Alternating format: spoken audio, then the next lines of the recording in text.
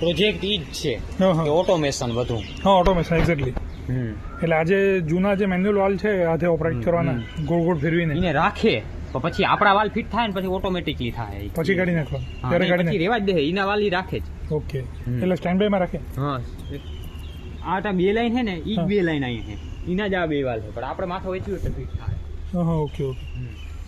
પછી એ દ્વારા એને છે ને શું કે ઓટોમાં ઓલા શું કે સ્વિચ દ્વારા ઓપન ક્લોઝ કરીએ. Okay okay. એક્ચ્યુએટર દ્વારા. એટલે આ બી નહીં પડે. આ બી અત્યારે રહેવા દે. આ બી રહેવા દે, એક્સપેર માં રાખે. ઓકે.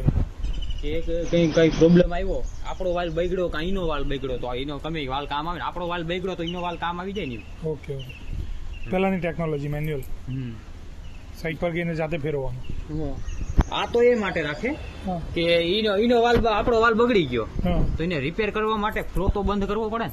Okay okay. એના માટે ઈ વાલ બંધ કરી દઈએ તો ફ્લો બંધ થઈ જાય. હા, એ બી છે, એ બી પોઈન્ટની વાત છે. એટલે ઈનો વાલ એક સ્પેરમાં જ રાખે, કાઢતા બાટતા નથી, એમ જ રાખે. હા હા, જરૂરી. એટલે સારી વસ્તુ છે.